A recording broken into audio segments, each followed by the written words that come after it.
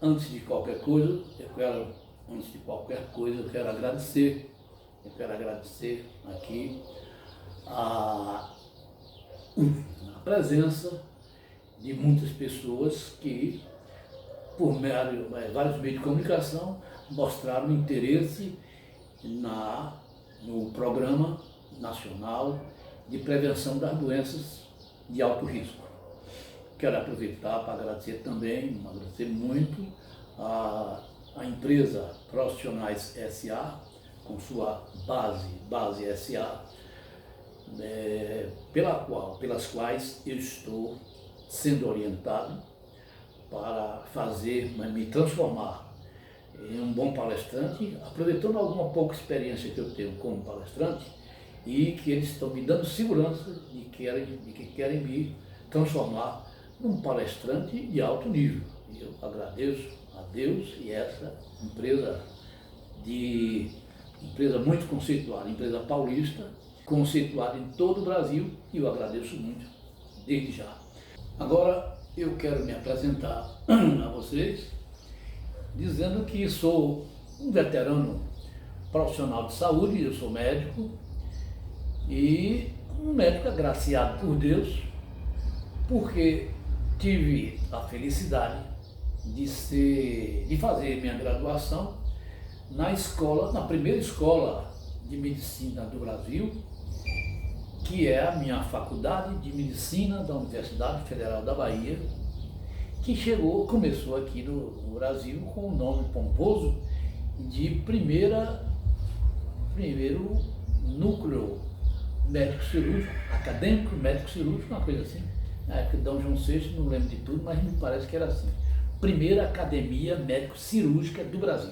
Começou em Salvador, com um decreto de Dom João VI. Bom, e por outra questão de muita felicidade, fiz minha pós-graduação no hospital, hoje considerado o maior hospital filantrópico da América Latina, que é um hospital conhecido em toda a Bahia como o Hospital de Irmandúzia, onde fiz residência médica por 2 anos e onde tive a felicidade não só de conhecer, como viver sob o mesmo teto daquela freirinha magra que era candidata a santa e que hoje é a Santa Dulce dos Pobres, que é o nome agora canonizado pelo Papa Francisco, que nós chamávamos naquela época de Irmã Dulce. Por esse convívio todo, eu escrevi, publiquei um livro sobre ela e sobre aquela época, chamado Jantando com Irmã Dulce, porque nós, residentes, nunca assistimos aquela mulher almoçar. Ela só de noite que a gente assistia ela comer um pirezinho, uma besteira. E, no entanto, a mulher tinha uma energia extraordinária para ir buscar dinheiro, pedir esmolas. As esmolas dela eram de milhão, para manter aquele hospital desde aquela época. Multinacionais davam dinheiro a ela, banco econômico era que mais dava, era isso. As esmolas dela não era pouco dinheiro, não. A gente notava nela que ela era uma pessoa excepcional, ela era uma pessoa paranormal, não era uma pessoa normal, não. Já tinha alguma coisa de santa mesmo. Bom, depois desse livro, escrevi outro chamado Memórias de um Cirurgião. Escrevi depois disso um outro chamado Como Evitar as Doenças que mais matam no mundo. Aí eu já estava entrando na área de prevenção das doenças. Escrevi depois um curso preventivo para as doenças de alto risco. Esse foi sendo até publicado pela plataforma Udemy na forma audiovisual. Bom, eu devo dizer a vocês que faço questão de dizer a todos que eu vou fazer com que vocês saiam daqui dessa 1 hora de palestra, mais ou menos, sabendo tudo desse assunto que eu vou transmitir a vocês. E não se preocupem, porque eu não vou encher vocês de palavras científicas, embora eu seja um médico, não vou falar em termos de analogia médica, nem acadêmica, não. Vou falar de forma fácil, para que todo mundo ouça, seja uma pessoa mais humilde, um gari, por exemplo, ao mais graduado de um professor universitário com pós-graduação na Alemanha, nos Estados Unidos ou na Suíça, porque as minhas palavras serão simples e ao alcance de todos, para que todos entendam. Viu? Eu devo iniciar, portanto, dizendo que tenho certeza absoluta que vocês vão sair daqui sabendo tudo do que eu vou transmitir. Quero começar dizendo que esse título, Programa Nacional de Prevenção das Doenças de Alto Risco, faz com que eu comece dizendo a vocês o que é doença de alto risco. Doença de alto risco, para vocês entenderem rapidamente, são aquelas doenças que mais matam no mundo. São aquelas doenças mais perigosas do mundo. São as doenças que não só incapacitam ou matam as pessoas, não só no Brasil, mas em todo o globo terrestre. Essas são as doenças de alto risco. Alguém poderia me perguntar na plateia, tudo bem, doutor, mas quem são essas doenças de alto risco? Eu vou logo respondendo automaticamente. As doenças de alto risco são duas. Olhem meus dedos, quero que vocês gravem meus dedos para aprenderem isso. São duas as doenças de alto risco. O acidente vascular cerebral, olhem meu dedo, que o povão chama de derrame cerebral, e o infarto agudo do miocárdio, que o povão chama de infarto cardíaco. Quase todo mundo vê falar, fulano morreu, foi derrame ou foi infarto. São as doenças mais perigosas do mundo. Alguém lá na plateia pode querer perguntar, e eu vou logo respondendo. Sim, doutor, o senhor já disse, já repetiu que as duas doenças mais perigosas do mundo é o derrame e o infarto. Tem alguns escritores, alguns autores, que querem botar o infarto como primeiro lugar, o derrame como segundo. A mim, nem a vocês, não interessa essa polêmica universitária acadêmica. O que importa a nós todos aqui, a mim e a vocês, é que essas duas é quem mais mata no mundo. Isso é que importa aqui nessa palestra e nesse programa. Vejam bem, alguém vai perguntar também de novo, alguém da plateia aqui, vai perguntar, sim doutor, o senhor já disse que essas duas, o derrame e o infarto é quem mata mais. E quem causa essas duas perigosas doenças? Eu vou responder a vocês com essa minha mão direita. Presta atenção na minha mão direita. Os 4 agentes causadores dessas duas são 4 que eu vou enumerar aqui. 4. Primeiro delas é a obesidade. Obesidade, todo mundo sabe o que é. Atenção, gordinhos e gordinhas. A obesidade é aumento do peso corporal. É o primeiro dos 4 agentes causadores. O primeiro é a obesidade. O segundo, nós chamamos de dislipidemia, mas traduzindo uma linguagem popular, significa gordura no sangue. Então aqui a obesidade é gordura do corpo, aqui a segunda é gordura dentro do sangue, chama colesterol, essas coisas que nós chamamos de dislipidemia, é gordura no sangue. O terceiro é a hipertensão arterial sistêmica, que o povão chama de pressão alta, é o terceiro elemento dos 4. O quarto é diabetes mellitus, que o povão chama de diabetes do açúcar alto, aumento do açúcar.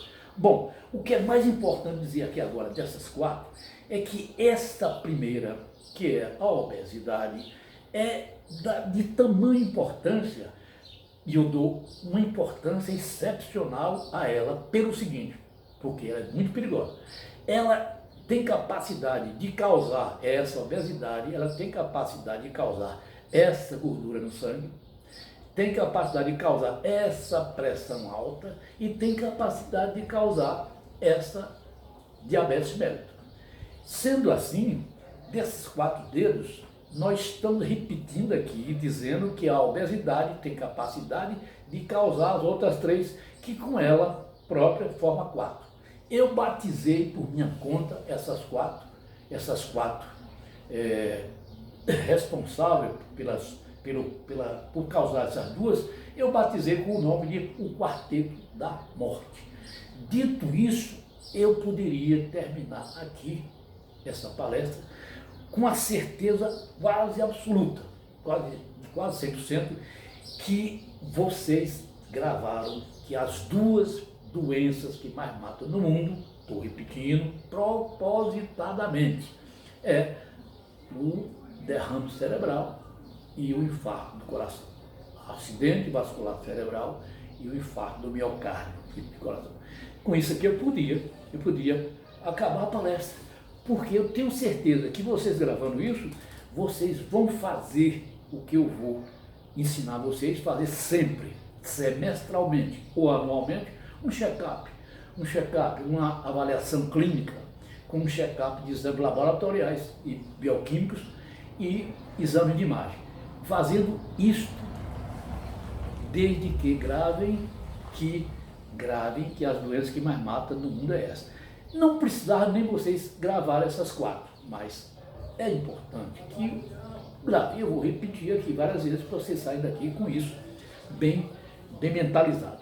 Bom, desta forma, nós vamos continuar agora, apesar de ter dito eu que podia encerrar aqui agora, gravando essas duas, e resolvo realmente, quem gravar essas duas, depois vocês vão para qualquer médico, os médicos, só em você dizer, doutor, eu quero me livrar dessas duas, com essa conversa que você disser ao seu médico, ele vai entender tudo e vai providenciar os exames seus que precisam ser feitos para depois que você fizer, levar a esse médico seu, o seu médico, ou qualquer médico que você for, ele se olhando para os exames, vai saber quais são as doenças que se deve prevenir, evitar, e vai saber qual é a doença, se você já tiver, qual é a doença que vai ser tratada no início, porque todas as doenças do mundo, quase todas hoje, tratando no início tem cura, desde que comece no início. Antigamente os médicos tremiam de medo, o médico tem medo de medo quando via falar no câncer. Hoje o câncer, na mão dos médicos, na fase inicial,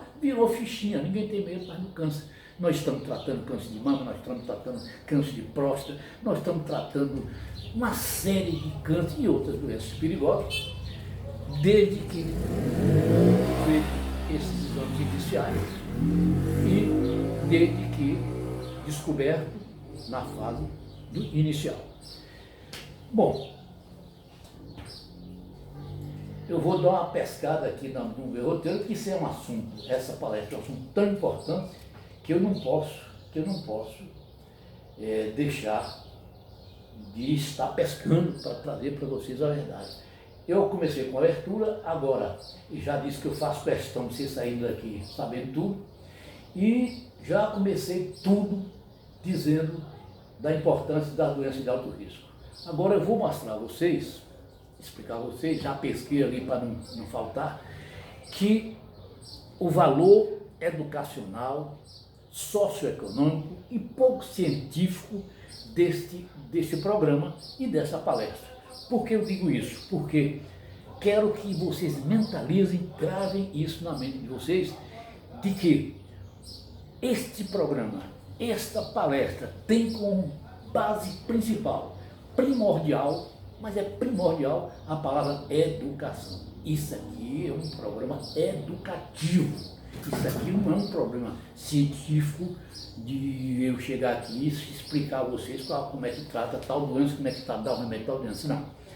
Esse programa é basicamente um programa educacional. Eu vou falar aqui mais palavras e frases de forma tal que eu quero que vocês gravem, que fazendo uma coisa só, que vai ser o final dessa palestra. Uma coisa só que vocês vão fazer, eu quero que vocês aprendam comigo a criar um hábito novo. Qual é o hábito novo? Um costume novo. O costume é esse, de que todo de 6 em 6 meses, ou de ano em ano no máximo, façam uma visita ao seu médico, para que ele lhe dê os exames que eu falei nesse instante, para que esses exames diga ao seu médico, através o médico vendo, ele vai ver o que é que você precisa evitar, se o açúcar estiver alto, se a pressão estiver alta, essas coisas. E se você tiver alguma doença, com fé em Deus não vai dar, mas se der, tratando no começo, você fica completamente curado. Eis aí o grande e primordial objetivo deste curso, é a questão educacional. E eu tenho certeza, se nós conseguirmos, e vamos conseguir, levar isso para todos os municípios brasileiros, o Brasil tem mais de 5 mil municípios, eu tenho a estratégia de levar esse programa a todos eles. Eu tenho veículos que que agregam municípios do Brasil, eu conheço, e posso levar esse programa a todos os municípios do Brasil. Cada estado da federação tem uma entidade que governa, que coordena municípios. Só a Bahia tem quase 117 municípios. Então eu tenho como levar esse programa a todos os municípios do Brasil. Bom, este programa tem também um aspecto socioeconômico muito interessante que eu vou dizer, mas antes eu quero finalizar a parte mais importante da educação. Essa parte da educação é tão importante que se nós conseguirmos, como disse nesse instante, levar todos os municípios do Brasil, nós em pouco tempo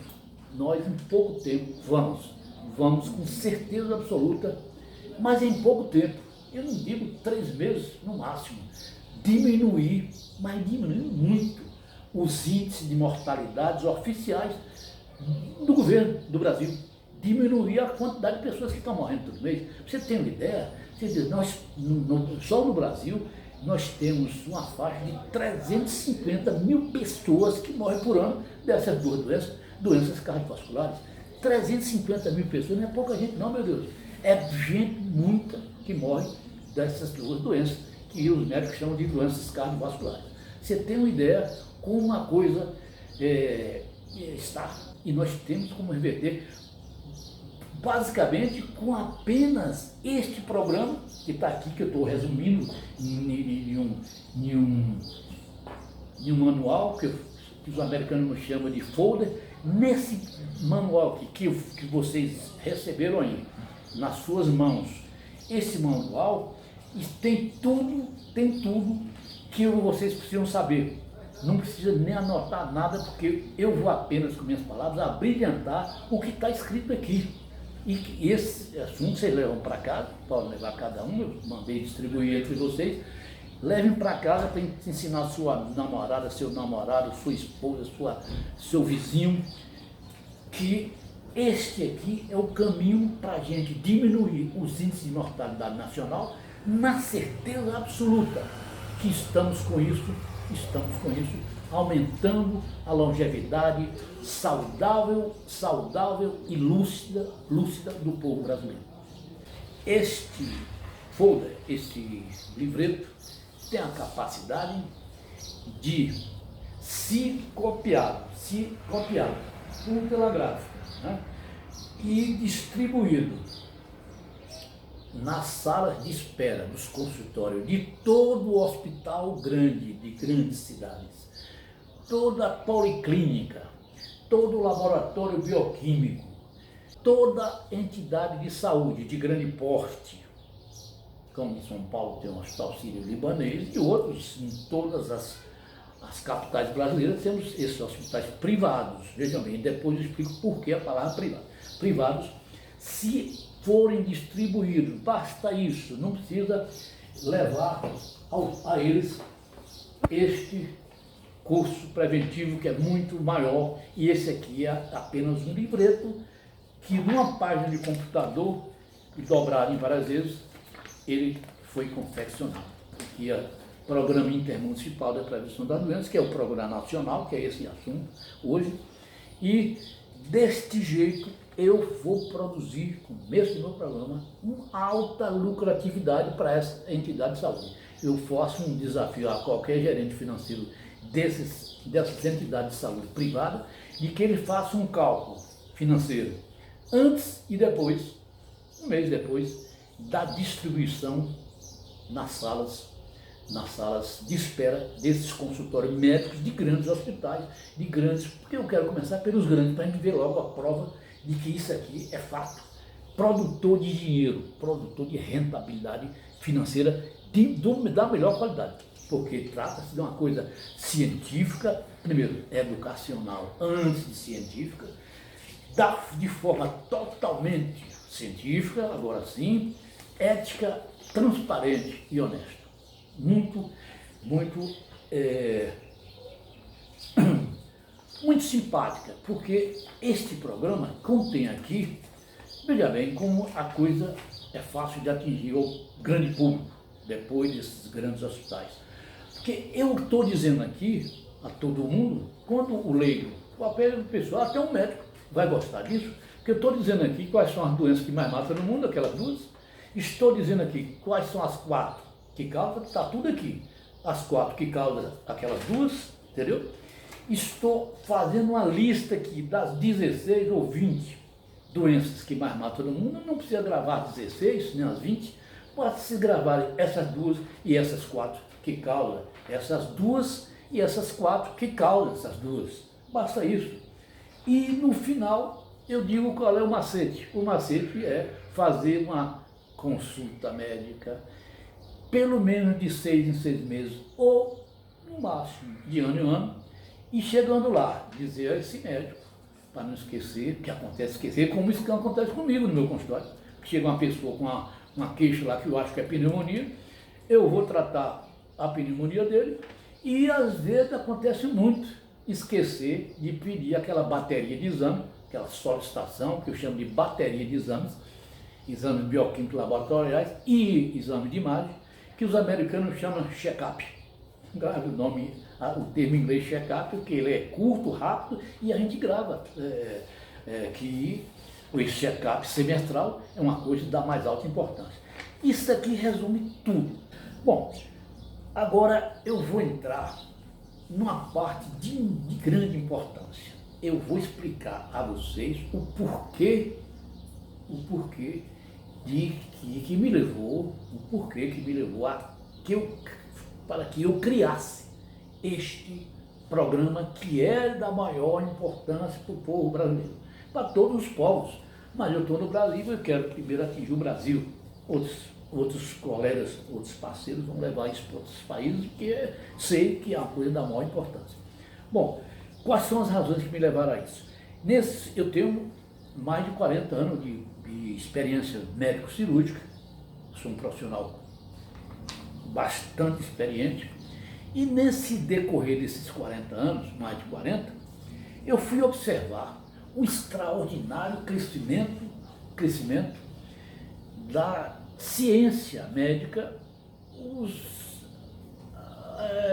o aumento volumoso dos procedimentos, do diagnóstico, dos exames altamente sofisticados que hoje existem. São cintilografias, ultrassonografias, imagens computadorizadas. Bom, enfim, nós dispomos hoje de um aparato tão grande, tanto na área do diagnóstico, quanto na área terapêutica, que é de deixar qualquer um estarrecido com o que eu vou contar aqui agora, do antes e depois. Por exemplo, eu estava na década de 70, meados da década de 70, quando, graças à irmã Dulce, consegui. Eu não conhecia bem cirurgia de urgência, então tinha que dar um plantão lá, no pronto-socorro, no Hospital Getúlio Vargas, em Salvador, e a irmã Dulce me conseguiu lá uma coisa que eu não estava conseguindo, porque é muito concorrido. E com o prestígio dela, eu consegui dar um plantão, toda quarta, quinta, não me recordo mais, e nesse plantão tinha um professor meu. Este homem está lá em Salvador com 93 anos de idade. Dizem os amigos, os colegas, que ainda está em atividade. Eu não estou acreditando muito que ele opere mais. Ele tem 93 anos. Este homem chama Roberto Simão Filho. Está lá vivo com 93. Esse homem, 2 anos que eu fiquei lá no Hospital Getúlio Vargas, dando plantão junto com ele, eu nunca vi este homem errar um diagnóstico de abdômen agudo. Nunca vi ele errar uma vez sequer.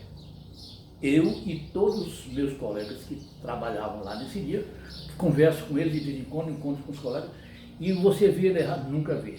Doutor Simão nunca erra diagnóstico. Bom, esse homem, eu quero deixar patenteado aqui para vocês, é que esse homem não dispunha de ultrassom, nem de cintilografia, nada de exame sofisticado que nós temos hoje. Ele se baseava na conversa do doente ou dos familiares, na informação ou na palpação de seus dedos. Ele palpava e disse: isso aqui é apendicite, pode subir para operar. O assistente cirúrgico lá em cima, ele pode subir, ele fazia um exame de sangue, o exame de sangue confirmava o diagnóstico dele, e chegava uma úlcera perfurada, ele olhava e disse: isso aqui é uma úlcera perfurada, tira um raio-x, o que for, e o ultrassom, que ultrassom não tinha, eu estou misturando com a época de hoje, eu vou explicar. Bom, O fato é que eu quero dizer que ele, sem exame de imagem nenhuma, fazia o diagnóstico e não errava durante os 2 anos que eu tive lá, dando plantão junto com ele. O professor Roberto Simões Filho. Eu disse a ele outro dia, encontrei por lá 5 anos atrás, e disse a ele brincando, professor Roberto Simões Filho, a escola nenhuma fabrica mais médicos igual o senhor. Eu disse brincando até porque os médicos de hoje têm tanto recurso de diagnóstico que acho que nem sabe o que ele sabia, o que ele sabe até hoje, porque não precisa, porque os médicos de hoje têm exame para tudo, para descobrir todo quanto é tipo de doença. Bom, agora eu vou contar aqui um outro caso. Este é um professor meu também, muito bom, e que eu conheci mais de perto ainda do que o Roberto Simões Filho, embora eu tenha amizade com todos os dois. Esse professor, que eu vou citar agora o nome, era considerado na sua época o maior cirurgião geral do Brasil, o professor Fernando Filgueiras. Conhecido esse, faleceu há pouco tempo, já com seus 90 também, ou perto de 90. Esse homem contava, meus colegas mais velhos, que conhecia ele mais ainda do que eu, que esse homem era casado com a mulher mais bonita do mundo. Que era, eu não cheguei a conhecer, eu conheci ele viúvo. Mas dizem meus colegas mais velhos que essa mulher desse homem era coisa de cinema, muito bonita. Bom, o fato é que essa mulher apareceu com um tumor na mama, não sei de que lado foi, e rapidamente evoluiu, me parece que para um câncer, tá certo, possivelmente. Essa mulher, o fato é que essa mulher morreu cedo, muito bonita.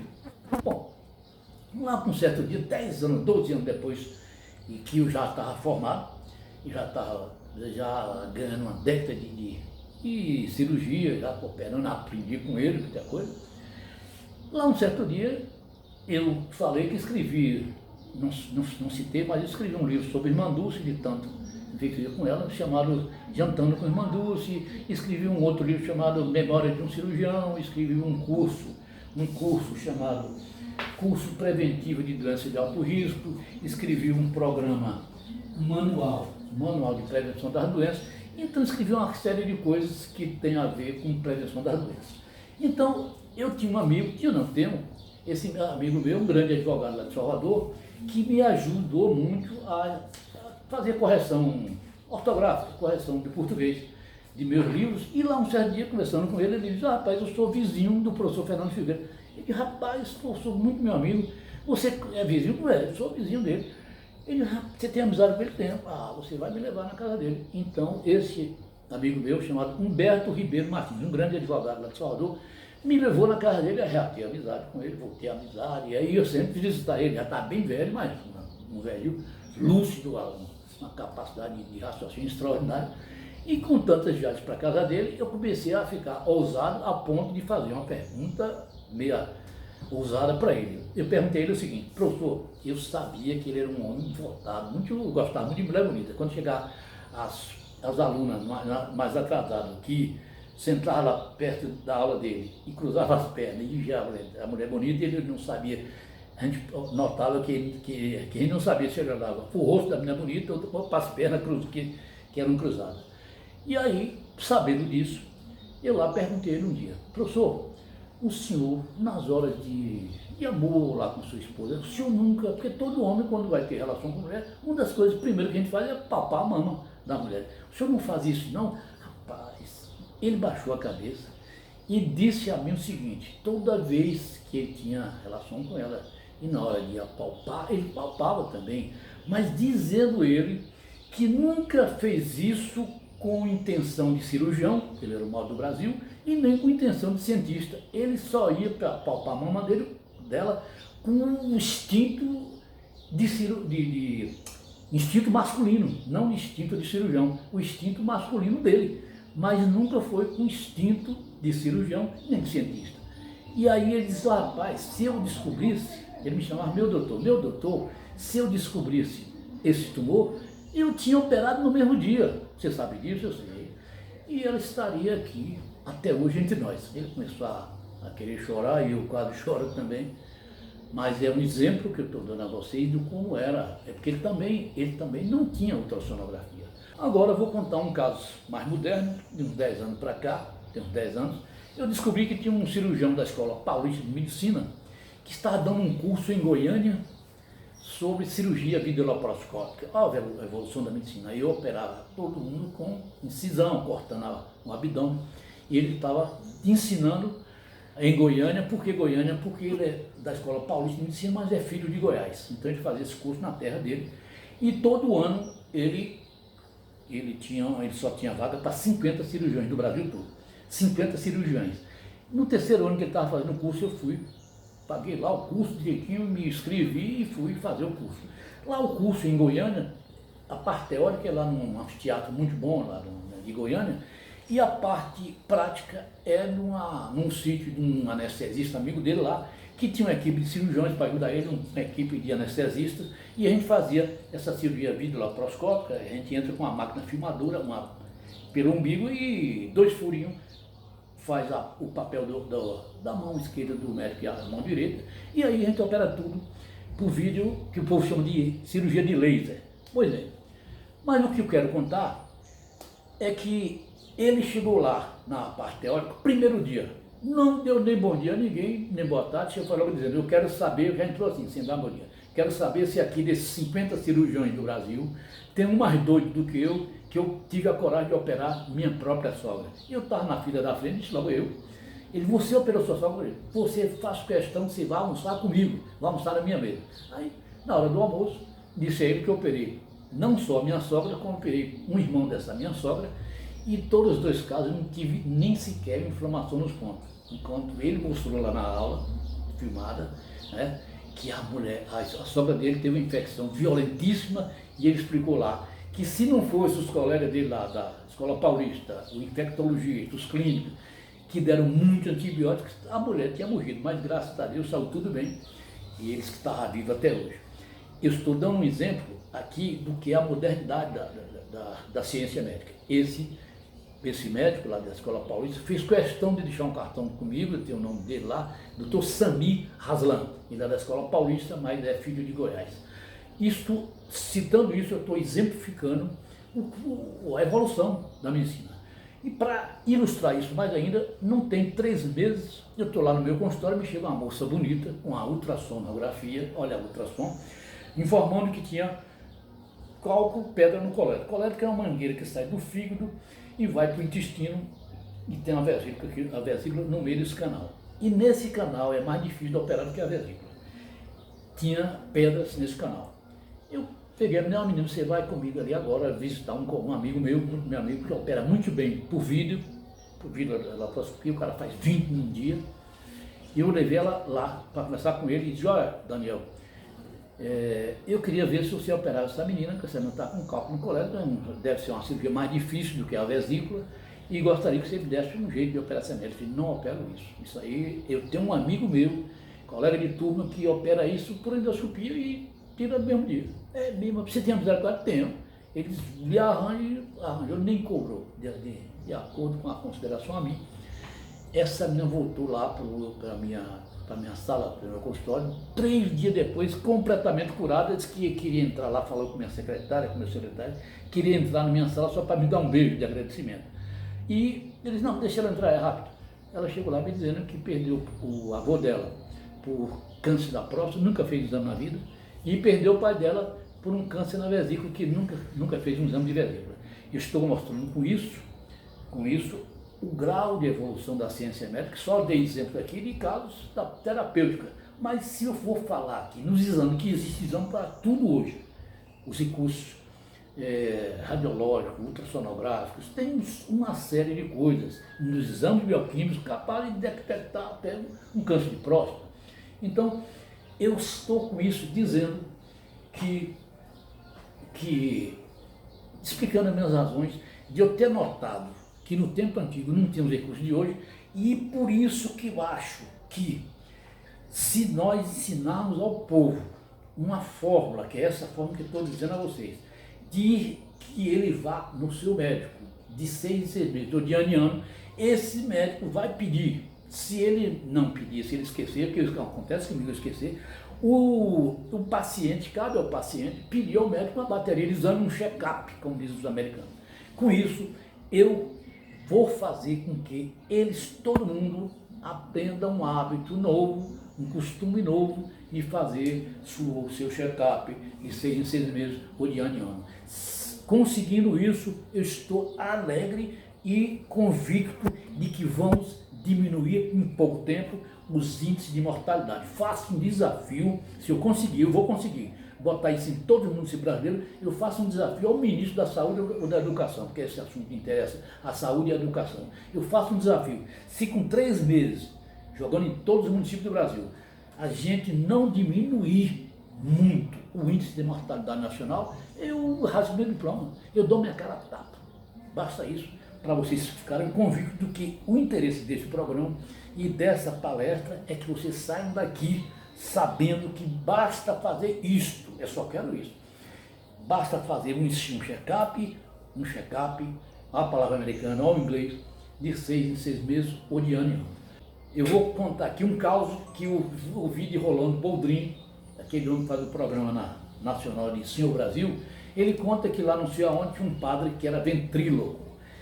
Você que não sabe o que é ventríloco, é uma pessoa que fala e imita o interlocutor respondendo por ele, mas o interlocutor não responde, quem responde é ele fala, bom dia, João, e João não responde, porque João é surdo-mudo, e ele mesmo que responde, bom dia, fulano, mas é ele que faz isso.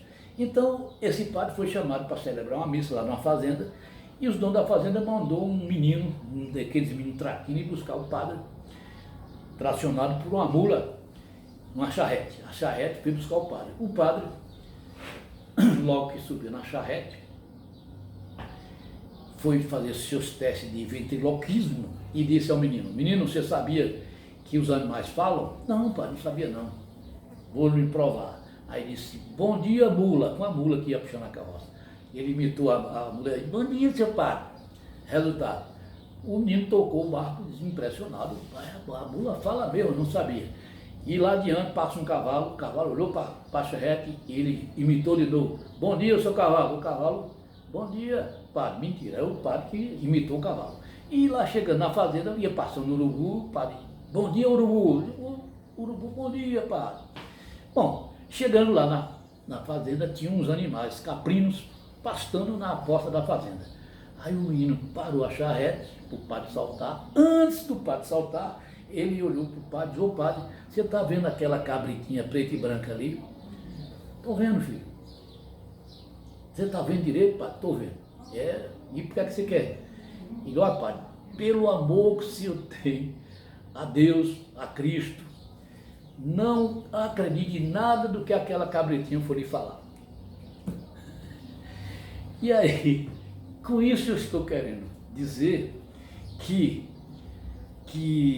o poder da comunicação junto com a educação, quando nós explicamos aqui que o ventríloco é aquele que fala para dentro e imita o cara de fora, quando na verdade o ventríloco é aquele que fala por dois, entendeu? É o ventríloco, isso é um lado educacional desse caso de Rolando Boldrin.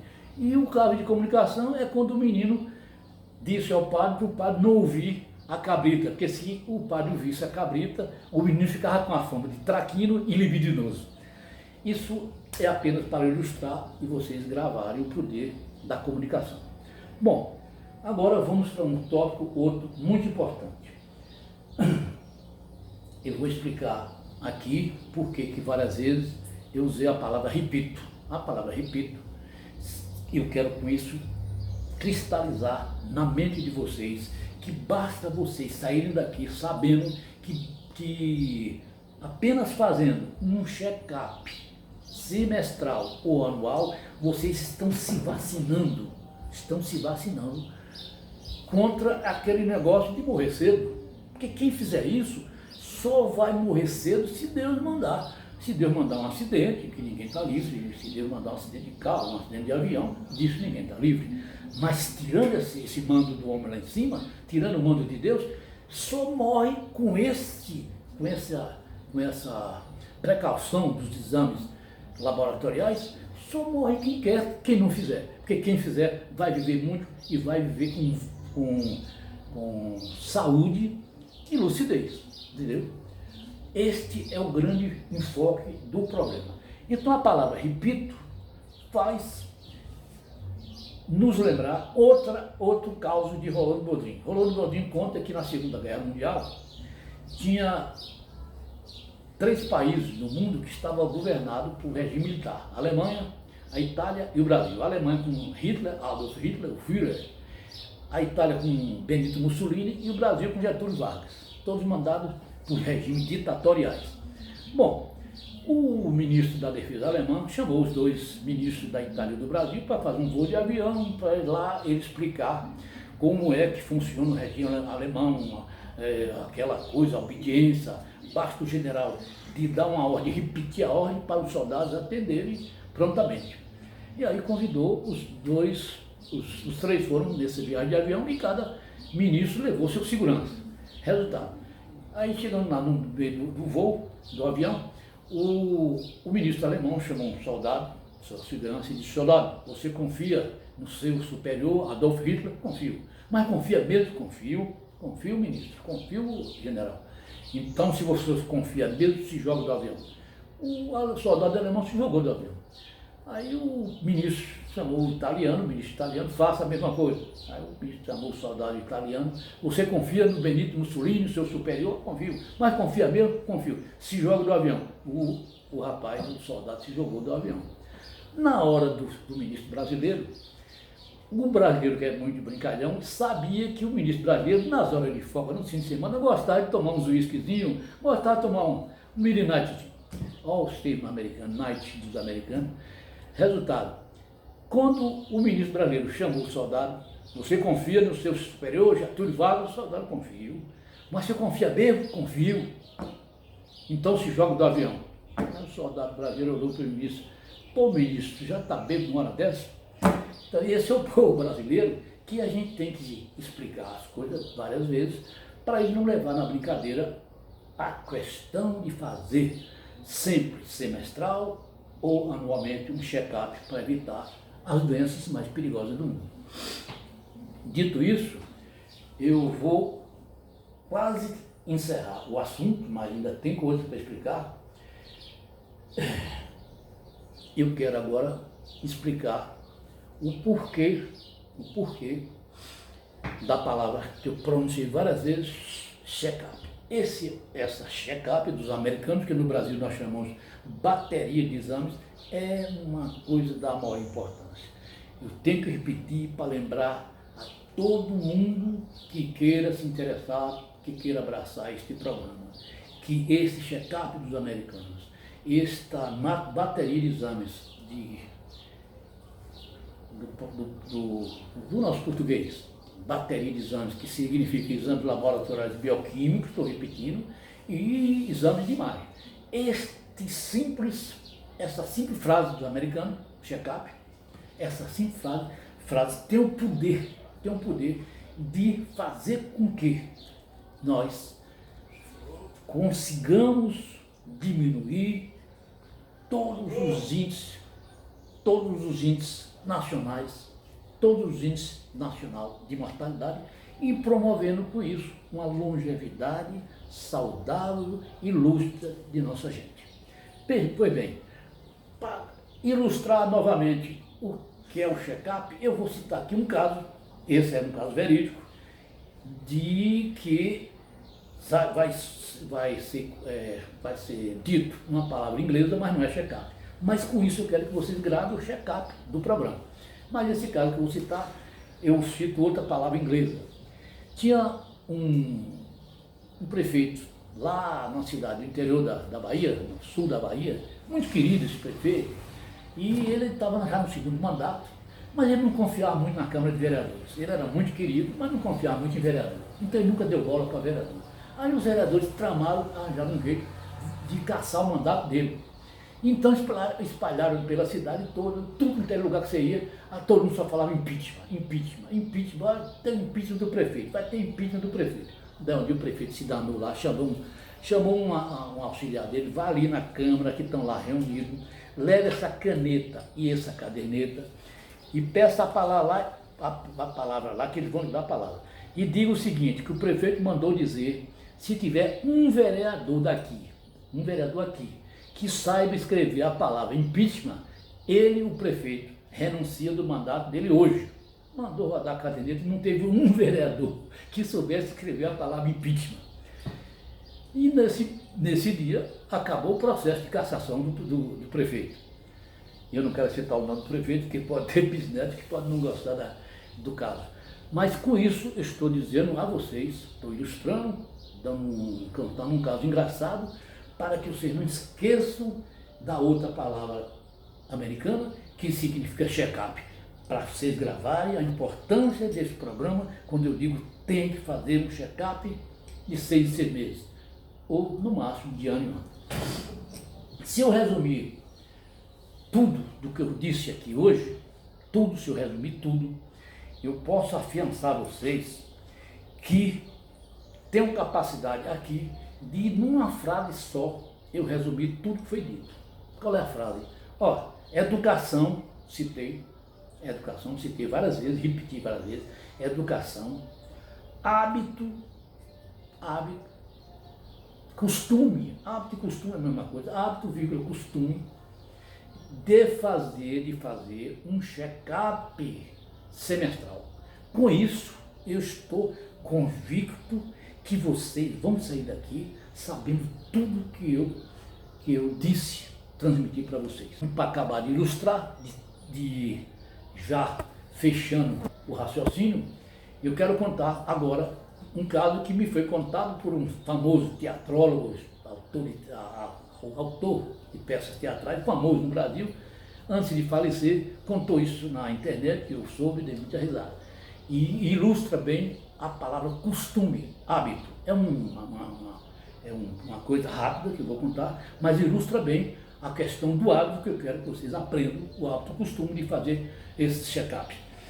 Ele conta que o pai dele era um médico que foi governador da Paraíba, ele era paraibano, ele faleceu recentemente, e o pai dele foi governador, e ele nasceu naquela época que o pai era governador. E lá um certo dia, ele já maduro, já bem idoso, ele precisou lá de ir no palácio do governo, lá da Paraíba, e há outros governadores, né, outros, e ele foi para lá para acertar alguma coisa que tinha a ver lá no palácio. E chegando lá no palácio, o segurança diz: o senhor não pode entrar aqui. E não sabia ao certo que ele era Ariano Suassuna, famoso Ariano, né? E então o senhor não pode entrar aqui porque o senhor não está vestido de acordo.